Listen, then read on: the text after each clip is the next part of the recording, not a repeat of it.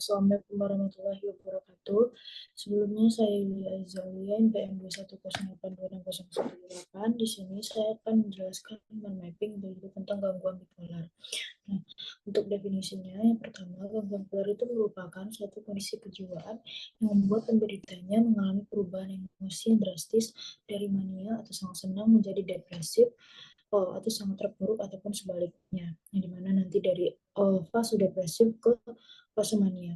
Kemudian untuk etiologinya yang pertama ada faktor genetik. Nah, orang tua yang memiliki riwayat gangguan bipolar ataupun memiliki gen bipolar akan lebih mudah untuk menurunkan pada anaknya.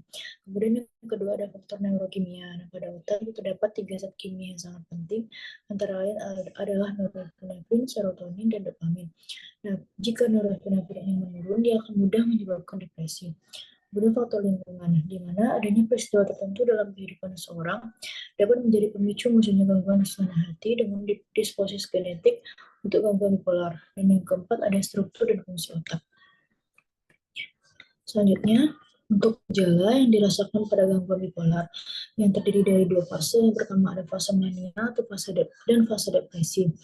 Nah, pada fase mania biasanya orang tersebut sering berbicara, yang biasanya berbicaranya itu tidak terlalu banyak, sekarang jadi banyak. Kemudian aktivitas fisik yang meningkat, kemudian sulit untuk tidur, kemudian yang keempat memiliki banyak ide tetapi tidak terlaksanakan, kemudian aktivitas seksualnya meningkat dan sering memberikan orang hadiah tanpa adanya satu tujuan tertentu. Kemudian yang kedua ada fase depresi, di mana pada fase depresi ini orang tersebut lebih suka untuk mengurung diri, hilang minat dan bakat, putus asa, susah untuk konsentrasi dan sulit untuk tidur. Nah, kemudian untuk gambaran klinis yang pertama ada distractibility, orang tersebut mudah untuk terdistract terhadap suatu pekerjaan atau suatu perhatian yang baru, kemudian adanya insomnia, di mana orang tersebut susah untuk tidur, kemudian grandiosity, merasa bahwa dirinya itu lebih besar daripada orang lain, kemudian flight of ide, memiliki banyak ide, aktivitas yang berlebihan, speech, memiliki sering berbicara yang banyak, kemudian talklessness, di mana dia berbicara dan juga melakukan tanpa diselesaikan, atau tanpa ada satu tujuan tertentu. Kemudian selanjutnya untuk klasifikasi dari gangguan bipolar berdasarkan DSM-4, yang pertama yaitu adalah gangguan bipolar 1. Nah, ditandai oleh episode mania yang ekstrim yang dapat diikuti oleh episode depresi mayor, tetapi tidak selalu, dan paling kurang 1 minggu. Nah, di mana seseorang tersebut pada gangguan bipolar 1, dia akan merasakan ada nama episode mania yang ekstrim, di mana nantinya akan mengganggu aktivitas sehari-hari. Contohnya episode mania yang telah dijelaskan sebelumnya, berbicara yang berlebihan, aktivitas fisik berlebihan, kemudian merasa dirinya atau harga dirinya lebih besar daripada orang lain, itu terjadi dan diikuti oleh episode depresi mayor, di mana dia sering mengurung diri, hilang bakat, kemudian susah untuk berkonsentrasi, tapi tidak selalu diikuti oleh episode depresi mayor ini, dan paling kurang terjadi dalam 1 minggu. Kemudian yang kedua ada gangguan bipolar 2, yang dimana ditandai dengan gejala mania yang lebih ringan, yang biasanya tidak mengganggu aktivitas sehari-hari dan terjadi selama 4 hari, namun episode depresi ini seringkali lebih intens dan bertahan lebih lama. Jadi episode depresi mayornya kayak sering putus asa, kemudian hilang minat dan bakat, kemudian susah untuk berkonsentrasi, itu lebih menonjol daripada gangguan-gangguan yang meningkat seperti bicara yang meningkat.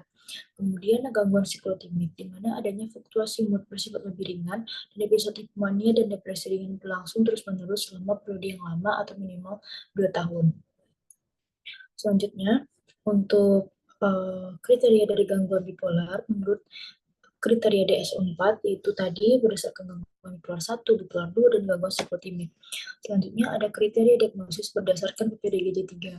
Yang pertama ada gangguan afektif bipolar, episode kini hipomania, nah di mana dia saat datang ke dokter itu dia mengatakan bahwasanya semuanya meningkat, kayak bicaranya itu sering, kemudian aktivitasnya berlebihan, dia itu memiliki banyak ide tetapi tidak semuanya ngambang, tidak terlaksanakan, kemudian dia mudah untuk dia merasa bahwa harga dirinya itu lebih penting daripada orang lain.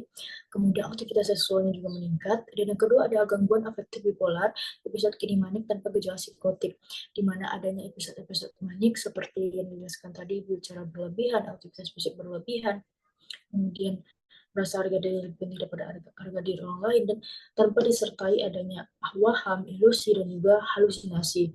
Kemudian yang ketiga ada gangguan afektif bipolar, episode kini manik dengan gejala psikotik, di mana dia datang ke dokter dengan keluhan banyak bicara, banyak aktivitas fisik, tapi disertai dengan gejala psikotik, misalnya ada waham, ilusi, dan juga halusinasi, di mana dia mendengar sesuatu yang tidak didengar oleh orang lain, melihat sesuatu yang tidak dilihat oleh orang lain.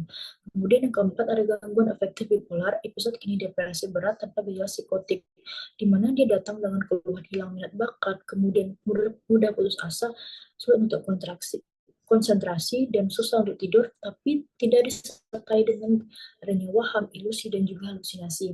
Kemudian yang terakhir, gangguan afektif bipolar, episode kini depresi berat dengan gejala psikotik, di mana dia datang ke dokter dengan keluhan mudah putus asa, hilang minat, sulit untuk konsentrasi, kemudian dia susah-susah untuk tidur, dan disertai dengan gejala psikotik, misalnya ada waham, ilusi, dan juga halusinasi. Selanjutnya, untuk tata laksana yang diberikan, pertama tentunya ada tata laksana non-farmakologi, di mana diberikan psikoterapi, di mana di sini dijelaskan bahwasanya dia harus mengontrol dirinya untuk lebih bersikap positif lagi terhadap dia sendiri. Kemudian yang peran keluarga juga dibutuhkan untuk fase psikoterapi ini, di mana nantinya keluarga harus lebih sering mengontrol dan juga berperan aktif dalam menangani kasus pada gangguan bipolar yang dihidap oleh pasien. Kemudian manajemen stres, di mana nantinya jika mengalami suatu pikiran yang berat harus tetap tenang. Kemudian teknik relaksasi dilakukan saat mau tidur dan juga bangun tidur, yaitu tarik nafas dan keluarkan. Kemudian psikoedukasi, dijelaskan tentang penyakitnya itu, apa itu bipolar, apa itu gejala bipolar, apa itu gangguan yang dapat menyebabkan bipolar, kemudian apa efek yang panjang dari bipolar ini, dan juga mendekatkan diri pada Allah dan memperbanyak ibadah. Kemudian untuk terlaksana farmakologi, yaitu ada mood stabilizer seperti lithium yang diberikan 600 sampai 900 mg, kemudian ada Divalproex 500 sampai 1000 mg, kemudian digunakan untuk mencegah episode mania dan depresi, dan untuk mengurangi frekuensi dan intensitas episode. Kemudian antipsikotik ada olanzapine, diberikan pada mania akut 10 sampai 15 mg per hari dan dinaikkan dengan 20 mg per hari jika diperlukan. Kemudian untuk memeliharanya 5 sampai 20 mg per hari tergantung respon pasien. Kemudian risperidon pada fase mania akut atau hipomanik awal diberikan 2 sampai 3 mg. Kemudian dosis pemeliharaan biasanya antara 1 sampai 6 mg per hari. Kemudian antidepresan ada fluoxetine, dosis awalnya 10 sampai 20 mg per hari, dosisnya dapat ditingkatkan hingga 60 mg per hari. Kemudian sertralin, dosis awalnya 20 sampai 50 mg dan dapat ditingkatkan hingga 200 mg per hari tergantung pada respon dan toleransi.